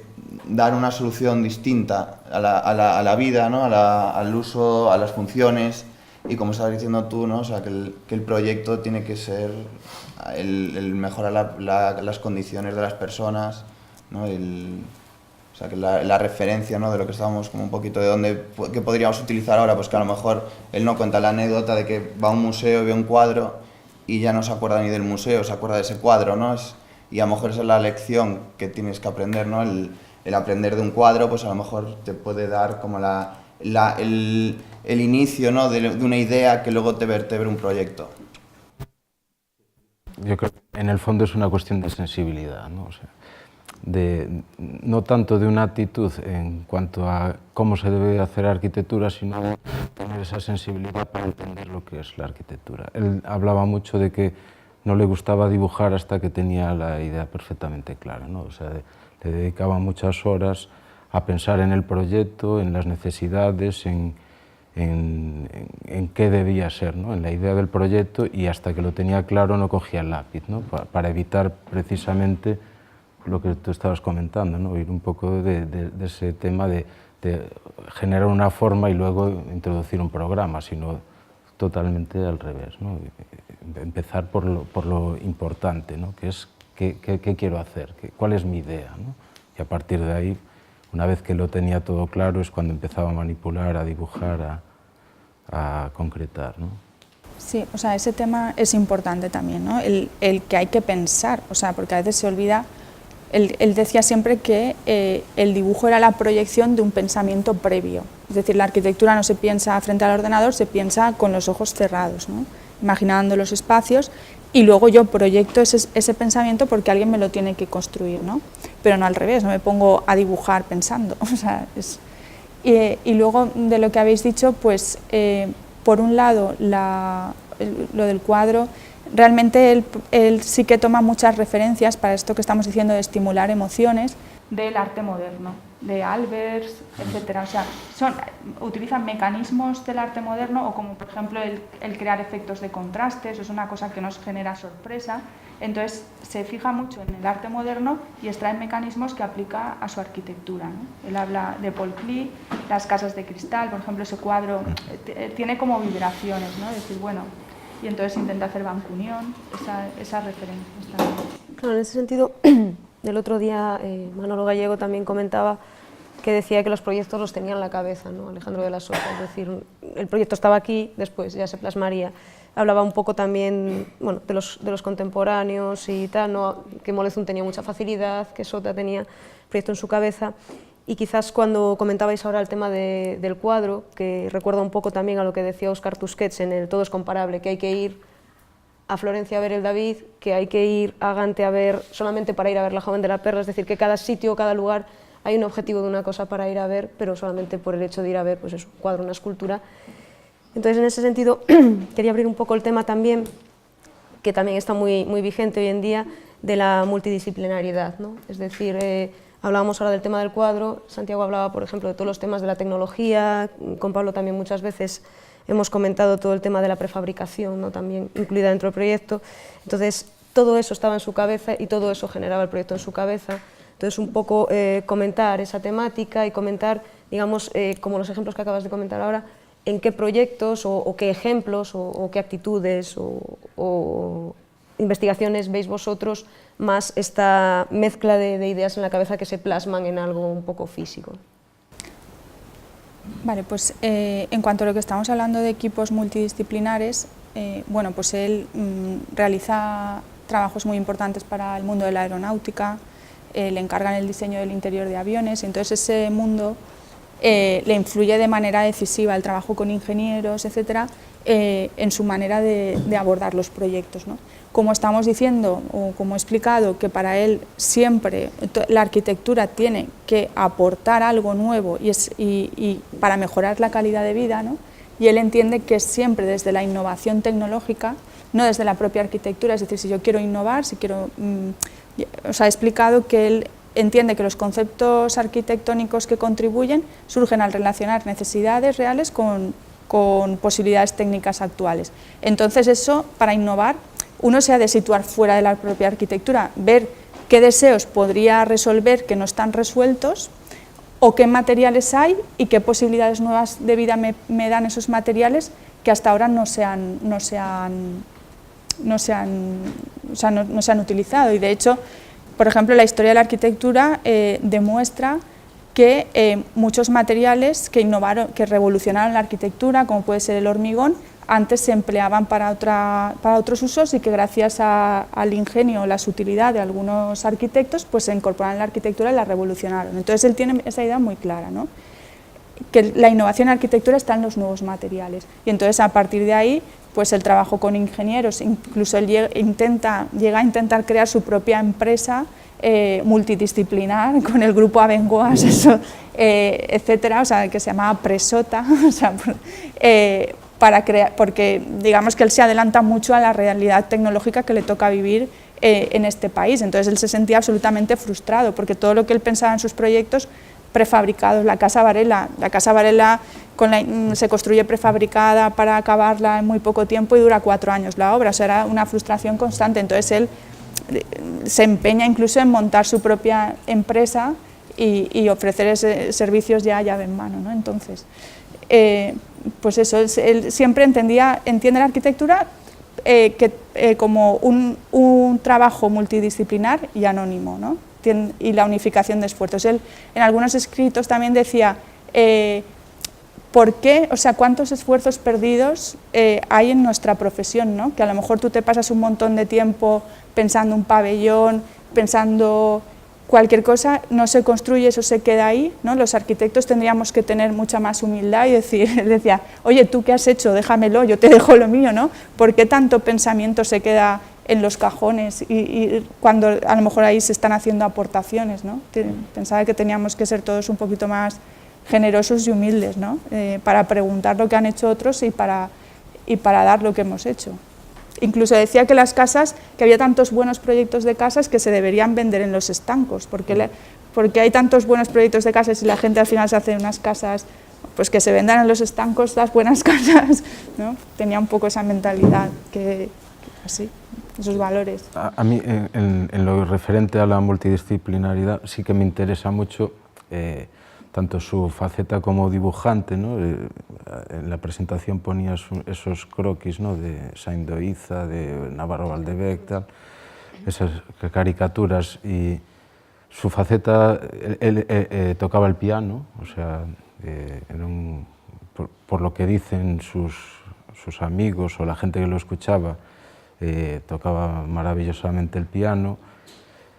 Las fotografías prácticamente de sus obras son de él, ¿no? Es decir, que también le interesaba. Es decir, que al final lo que existe es un personaje con una sensibilidad brutal que casi aborda la disciplina que le interesa, ¿no? O sea, que lo que hace lo hace bien, casi todo lo que le interesa, y es un gran conocedor, porque, bueno, lo que referente a mi tesis, ¿no? El Gobierno Civil de Tarragona, el mobiliario, todo el mobiliario del Gobierno Civil de Tarragona lo realiza él con su hermano, pero siempre tomando como referentes pues todas las, o sea, es muy claro si te pones a comparar el mobiliario del Gobierno Civil de Tarragona con las sillas de Marcel Breuer o de El Corvo o Mies, es decir, él conoce todo lo que hay, y como dice que, bueno, que en ese momento en España conseguir esas sillas era absolutamente imposible por el precio que tenían, pues habla con el hermano y dice, bueno, ¿y cómo lo podemos hacer, no? ¿Cómo hacemos con 4 tubos y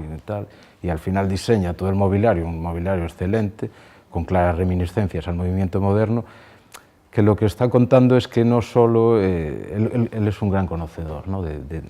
No sé cómo, porque tampoco había la difusión que hay ahora de la arquitectura. Él iba, bueno, si visitáis la fundación, que es donde tenía el estudio, pues veis allí un poco la bibliografía amplia que tiene, ¿no? Y era un gran conocedor, ¿no? de lo que estaba apareciendo en ese momento. Y él pues ejercía como artista donde realmente le interesaba, ¿no? Sí, yo lo que diría respecto a eso es que él al final las influencias las toma como un compañero de viaje, que al final él hace su viaje, ¿no? y toma esas influencias sin que sean de una manera directa. Al final lo que él hace es como nutrirse de todo lo que le rodea, de lo que le llega, y al final pues es como lo de los fascículos de un material que acaba de salir en la última revista, como él no piensa en utilizar ese material, sino y piensa cómo puedo yo modificar o dónde puedo colocar esto de la manera más óptima, ¿no? y nueva en la arquitectura, ¿no? Es el uso del viroterm, el uso de las cerchas para un edificio civil, ¿no? Sin que sea un edificio industrial, cómo él acaba consiguiendo, ¿no? Crear una arquitectura en la que todo lo que se va introduciendo no es un reflejo directo, sino que es una vez él lo ha como asimilado y digerido, ¿no? y cómo eso se implementa de una manera como distinta. O sea, eso yo creo que es uno de los valores, ¿no? que a día de hoy pues a lo mejor sí que es verdad que no hay tantas arquitecturas que lleguen a ese punto de asimilación, ¿no? del entorno, o no solamente el entorno como paisaje, sino el entorno tecnológico, social, y cómo conseguir, ¿no? que todo eso acabe implementándose en el proyecto.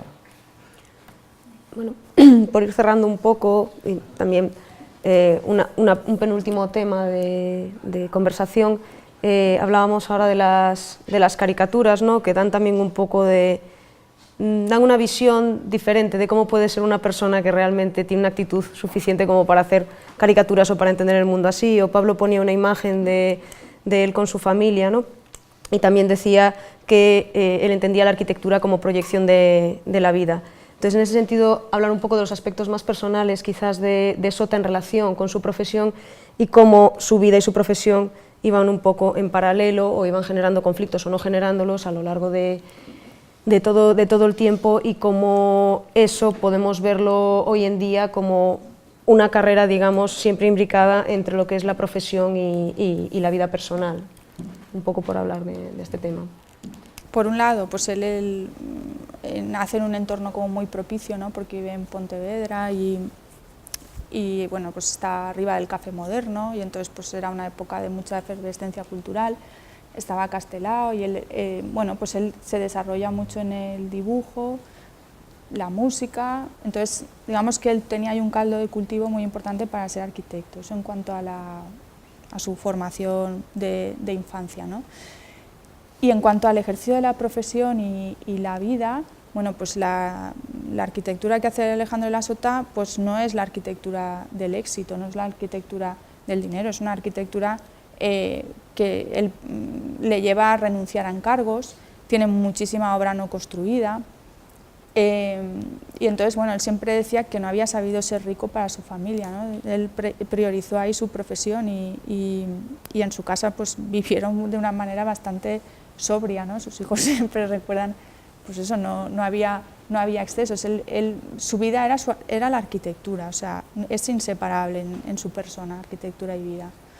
Y bueno, pues hay que decir que esa arquitectura de las personas con valores, con principios, etcétera, pues desgraciadamente no suelen ser los que más construyen.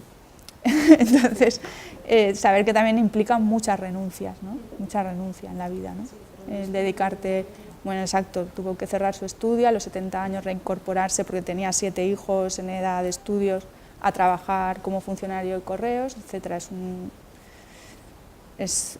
Digamos que el tiempo también le ha dado la razón, ¿no? O sea, al final las cosas bien hechas son las que trascienden, ¿no? Y muchas de sus, yo la tesis la he hecho de una obra que no está construida, o sea, efectivamente las ideas de él han trascendido. Entonces, bueno, pues el tiempo le ha dado la razón, pero no es la vida más boyante que podamos esperar. Bueno, y ahí, perdonar, quiero también subrayar, ya lo ha dicho Pablo, pero el papel de su mujer como soporte de todo, de los hijos, etcétera, que sin ella pues no habría podido hacer todo lo que hizo.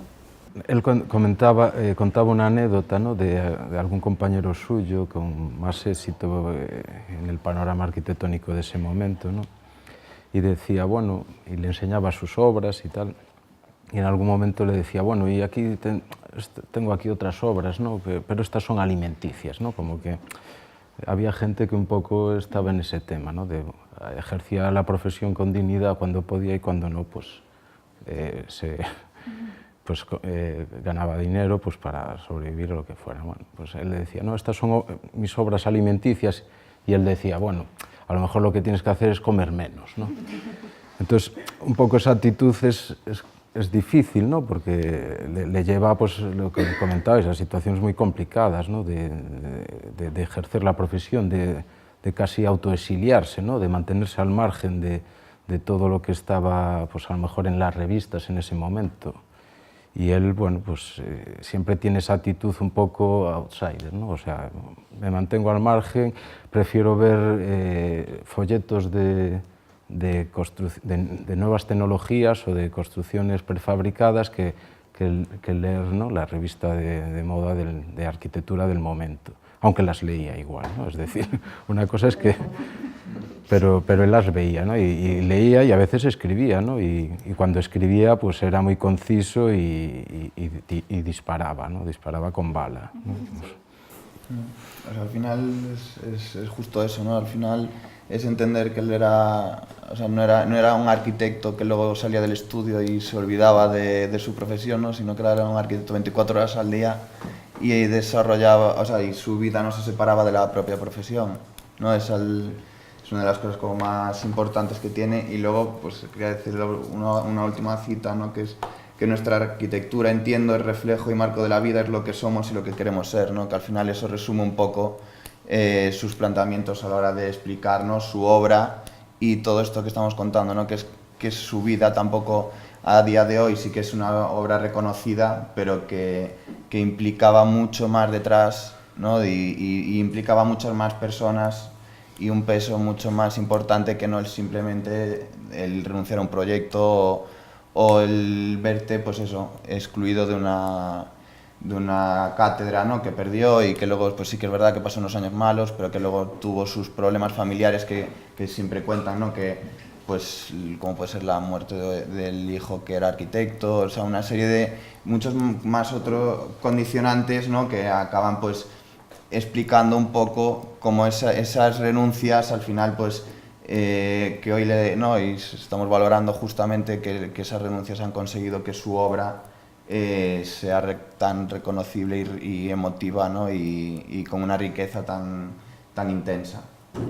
Decía, la arquitectura da risa y la vida no, es decir, que esa actitud él la tenía muy clara, ¿no? O sea, como ejercer la profesión era la parte divertida de la vida. Luego lo que la vida te pueda llevar o dar ya son palabras mayores, ¿no? Esa actitud que estamos comentando ahora es algo que está muy vigente, ¿no? Es decir, estamos en un momento en el cual venimos arrastrando una crisis, ¿no? Entonces, y más dentro del sector de la profesión, y creo que ejemplos como el de Sota y que comentéis todo esto, ¿no? Y que estemos hablando de estas situaciones ayudan también un poco a plantear la vigencia de Sota, no tanto desde el punto de vista de su obra, sino desde la actitud frente a la vida, que es un poco lo que estamos... Ahí me gustaría destacar ahí el sentido del humor que él tenía tanto en la vida como en la profesión, ¿no? Que ese sentido del humor es el que muchas veces le permitía darle la vuelta a las cosas, encontrar enfoques innovadores. Entonces, digamos, como un ingrediente fundamental para la vida y para la arquitectura, ¿no? Y luego que, bueno, no sé si a vosotros os pasó, que al final tú te sientes como, ¿no?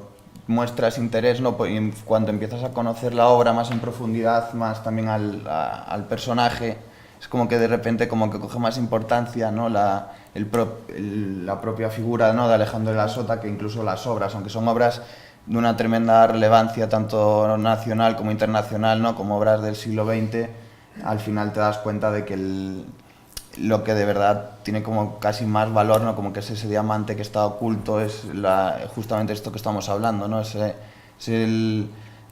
forma de entender la profesión, la vida, ¿no? El compromiso, la coherencia, la ética, el entender la renuncia, ¿no? a lo mejor de un proyecto que podría ser como importante, pero en cambio él entiende que tiene que renunciar a él, ¿no? Que no es ético, no es coherente con su forma de entender la profesión, y eso yo creo que es el valor que al final acabas como encontrando sin querer, ¿no? Ahí, con lo de proyectos sin construir, también me gustaría hacer una anotación, porque es hasta qué punto llegaba él, que él no leía las ordenanzas, entonces él hacía los proyectos porque él decía que él necesitaba poder pensar con total libertad para poder actuar con total responsabilidad. Entonces él desarrollaba los proyectos y luego se leía las ordenanzas y claro, pasaba lo que pasaba. Pero hay que decir que él tenía mucha labia y él siempre confiaba en su capacidad para poder llegar a convencer al arquitecto municipal, y claro, muchas veces no pasaba. Entre ellos, pues Alcudia, por ejemplo, pues incumplía las ordenanzas, las viviendas de Santander, bueno, un montón de proyectos. ¿Y quién tiene hoy en día esa postura, ¿no? De decir, bueno, es que no me leo ni las ordenanzas porque yo quiero hacer una cosa aquí? Pues es difícil, ¿no? El nivel de exigencia que él tenía con la arquitectura, ¿no? Y de compromiso con la arquitectura. No sé si alguien quiere lanzar alguna pregunta, o vosotros mismos, si queréis a lo mejor hablar de algún tema en concreto. Si no, os lanzo una última pregunta y vamos terminando un poquito. Si alguien quiere intervenir. Bueno, sí.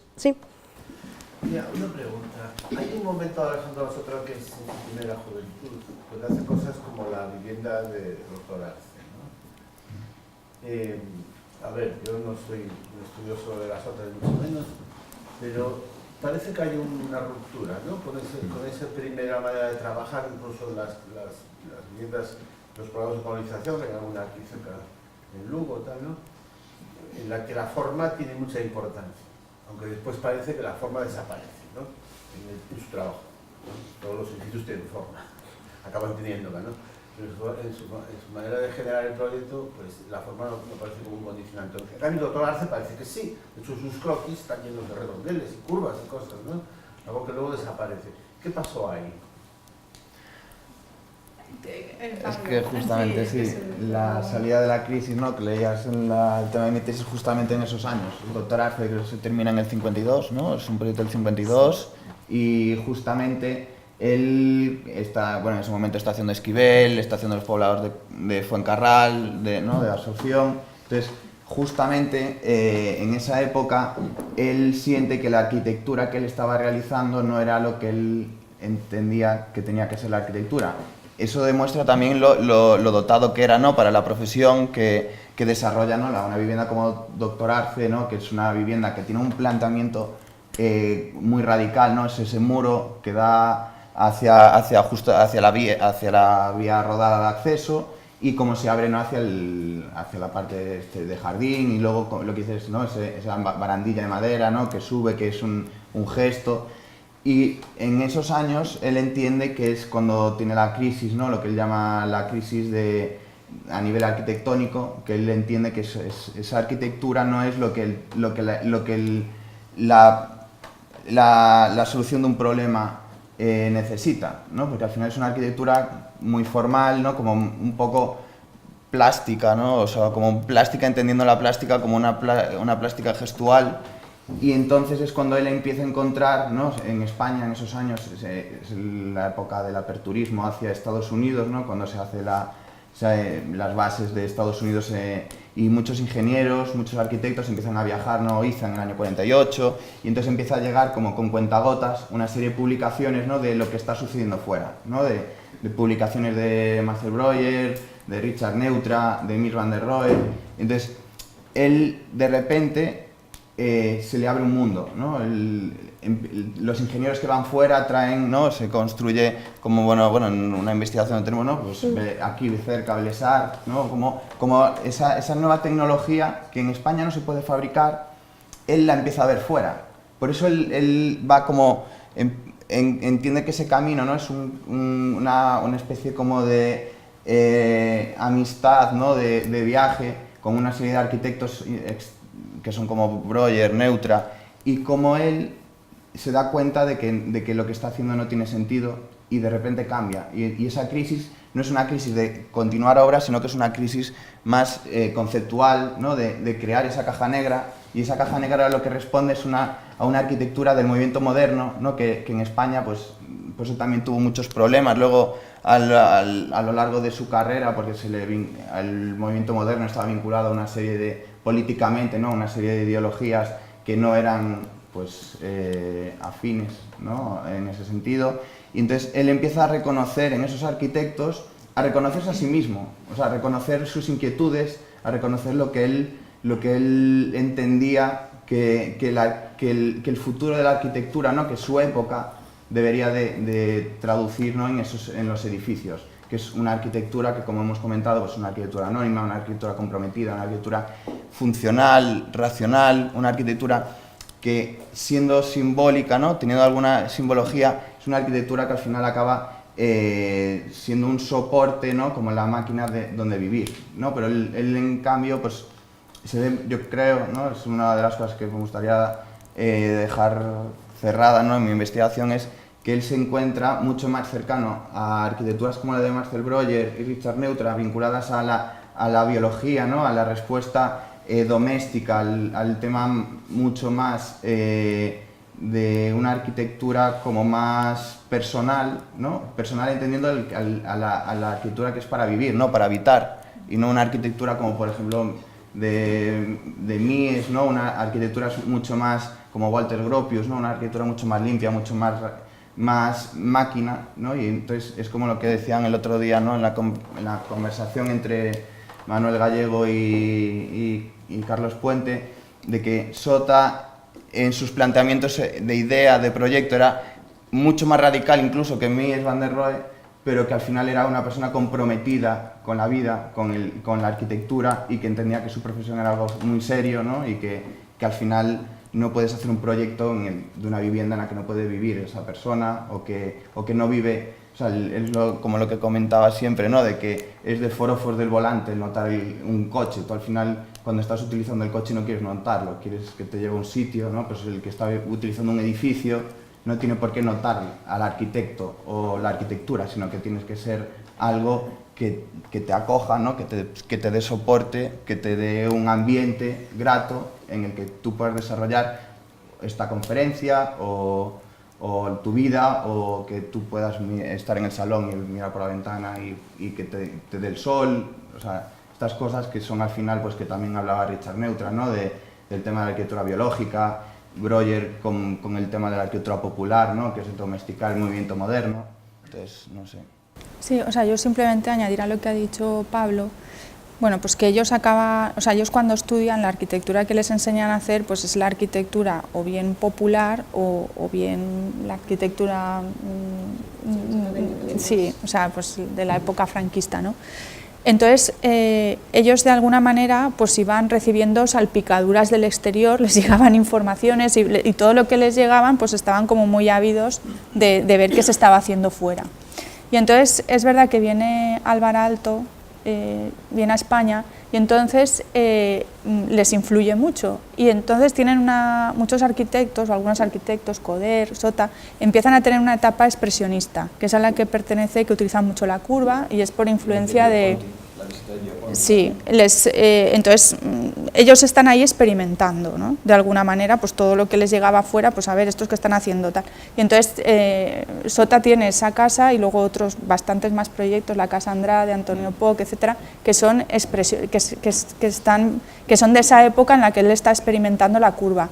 Y luego ya pues tiene una crisis, que es cuando pasa de la arquitectura química, esta que él dice, ¿no? donde todo es una argamasa, que él dice que en la escuela dibujaban 2 líneas y ahí aquello estaba formado, pasta astuta, ¿no? Le llamaban, ¿no? A descubrir esa arquitectura que ha dicho Pablo, de norteamericana de posguerra, que tiene mucha influencia, el que viene aquí neutra, y entonces les da una serie de conferencias y les anima a reinterpretar la arquitectura moderna desde todo el peso cultural y de tradición que tienen aquí en España, y da ese giro, ¿no? Hacia una arquitectura física donde cada construye de montaje en seco y que va tendiendo a la ligereza, ¿no? Donde cada elemento se puede, o sea, construye con, digamos, con la precisión de la necesidad real, ¿no? De cada elemento lo pongo y además lo puedo separar, tiende a esa arquitectura. No sé si hay alguna cuestión más. Sí, bueno, espera, antes alguien que está atrás y después hacemos el cambio. Sí. Bueno, antes de terminar, si me permitís un pequeño recuerdo de la Sota y Lugo, porque de la Sota estuvo en Lugo en el año 84 y vino a través del Colegio de Arquitectos, no sé si conocéis ese dato, pero bueno, estuvo aquí para hacer un concurso que habíamos hecho en el Colegio de Arquitectos para ordenar el espacio central de Lugo entre la Plaza Mayor y la Plaza de Santa María, ¿no? Un concurso de ideas que se presentaron muchos arquitectos, tuvo mucho éxito. Entre ellos estaba Miralles y Pinós, por ejemplo, uno de los 8 ganadores, pues repartieron el premio. Y bueno, yo modestamente tengo el recuerdo que tuve que ir a buscar a Rafael Moneo y a Alejandro de la Sota en una situación todavía un poco tensa por sus problemas que habían tenido con las cátedras y tal, y los traje en mi percorsa aquí al Lugo. Y bueno, solamente para terminar, que era una persona verdaderamente maravillosa, encantadora y sobre todo un ser humano muy completo al margen de la arquitectura. Igual que Moneo, pues era mucho más pedante, mucho más distante, pero él era estupendo. Todo el mundo tiene un gran recuerdo de don Alejandro, como lo llamamos todos, nada más porque si que lo supierais también. Sí. Incidiendo un poco en un comentario que hiciste tú, la que estás a la derecha, sobre el sentido del humor y la ironía, yo creo, no le conocí personalmente como Santiago, pero creo que es un personaje profundamente gallego en cuanto a su forma de ser, ¿no? Y con una ironía capaz de reírse, incluso supongo que del ministro del Interior cuando me cargó el gobierno civil de Tarragona. Digamos que el gobierno civil de Tarragona y el de Lugo son contemporáneos. No sé si conocéis el de Lugo. El Lugo es un edificio de granito con unas columnas corintias. O sea, el promotor era el mismo, el programa era el mismo, y la arquitectura, dependiendo del arquitecto, generó estas 2 cosas que son completamente distintas. El gobierno civil de Lugo era antiguo cuando nació y el gobierno civil de Tarragona es absolutamente moderno 50 años después. Bueno, pues las cábalas supongo que tendrá que haber hecho este hombre para convencer al Ministerio de la Gobernación de que aquello era un edificio público y un gobierno civil. Y yo creo que debió hacerlo porque no pudieron decirle que no. Que un gobierno civil tiene balcón, tiene balcón. Que tiene escalera. Entonces, no debieron ver la manera de decirle que no era posible. Ahí hay una anécdota muy buena de... Otra de las cosas que decía con cierta frecuencia es que cuando a alguien le encargan un proyecto debe dar liebre por gato. Y es exactamente lo que hizo en todos sus proyectos. Dio siempre mucho más de lo que les pedía el propio tocado. Que en el Gobierno Civil de Tarragona, que es un proyecto que él gana por concurso, él cuando empieza a desarrollarlo, el gobernador civil le horroriza, ¿no? Y dice que, ¿pero qué es esto y tal, ¿no? Que, bueno, vamos a cambiarlo entero. Y parece ser que estaba pues, el militar de turno al lado de tal, y entonces es el que toma un poco la decisión. Sota, por un lado, defiende el proyecto y el gobernador civil que hay que tirarlo.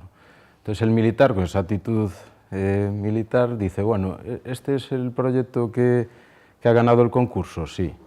Y el proyecto que está realizando es similar al que, con el cual ha ganado el concurso, sí, pues entonces hay que hacerlo, ¿no? Y entonces, al final, esa actitud militar, él lo cuenta, ¿no? Que dice, bueno, en ese momento me salvó el edificio el general, pues que estaba a las órdenes, en este caso, de tomar la decisión de si se hacía o no, porque el gobernador civil no lo quería.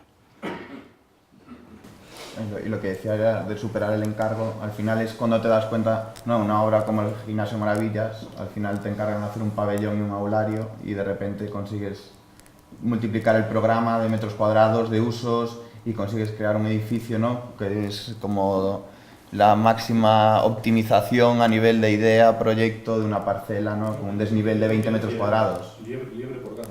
Sí, que era de Víctor Dors, la frase. No sé si había otra pregunta más. ¿Sí? ¿No? Bueno, pues por lanzar una última pregunta más sobre Sota, estábamos hablando de la personalidad de él, ¿no? Y hay una frase que yo creo que Sota no llegaba a decirla, pero la decían todos sus colaboradores, que es que para hacer buena arquitectura hay que ser buena persona, ¿no? No sé si es real al 100% o no, pero sí que es cierto que es una frase que trasciende. Entonces simplemente quería preguntaros con qué cita, vosotros que sois conocedores de todas las citas de Sota, con qué cita de Sota os quedaríais frente un poco a la actitud o a la personalidad. Yo en este caso, un poco lo acaba de decir Santiago, la de que la arquitectura es la que da risa, la vida no. Higueras decía que él se reía de su arquitectura y Pradapul sostiene más o menos la misma teoría. También era una persona un poco reaccionaria respecto a los cánones académicos, también lo echaron de la escuela y sufrió todas estas cosas y mantenía esa misma actitud. Y en ese sentido esa frase a mí, yo me quedaría con esa, pero también me quedaría con la de que una buena arquitectura es una arquitectura que es razonable. Algo que no es sensato no puede ser nunca bueno, algo que es sensato, entonces sí. Entonces no sé con qué frase os quedaríais vosotros y por qué razones. Bueno, yo me quedaría con muchas. La verdad, o sea, cada uno al final hay que ser buena persona. Bueno, pues cada uno hace lo que es, ¿no? Y entonces pues él pues era buena persona y hacía buena arquitectura, ¿no? Entonces, bueno, como da la casualidad de que tengo aquí una que me parece que está bien, porque me gustan muchas, pero esta es la que pronunció él cuando le entregaron la medalla de oro de la arquitectura, ¿no? Y entonces dijo, nosotros los arquitectos tenemos en la gran medida que nos corresponde que canalizar lo que nos dan momentos antes del desastre hacia ese buen camino que también hoy existe. De nuestro saber, de nuestra persuasión e incluso de nuestra fortaleza puede esperarse transformar lo malo exigido en bueno realizable. Queda finalmente la pequeña o grande renuncia. Bueno, pues. Me parece interesante, ¿no?, ese punto de vista que decías, ¿no?, de que la persona acompaña a la arquitectura. Yo creo que es muy curioso, ¿no?, cómo probablemente en la segunda mitad del siglo XX el maestro que ha tenido, como quien dice, más discípulos ha sido Sota, sin ejercer una labor académica demasiado prolongada a lo largo del tiempo. Sí que ha recogido, pues yo creo que probablemente es el maestro que ha recogido más discípulos, ¿no? O sea, pues los habéis nombrado y más, ¿no? Y entonces es un poco eso, ¿no?, de que las siguientes generaciones lo reconozcan como maestro, pues yo creo que quiere decir mucho de la persona, ¿no? O sea, si no ha habido un reconocimiento, una trayectoria académica, ¿no?, ligada a esos discípulos, como puede ser el caso de otros maestros, ¿no?, de la segunda mitad del siglo XX.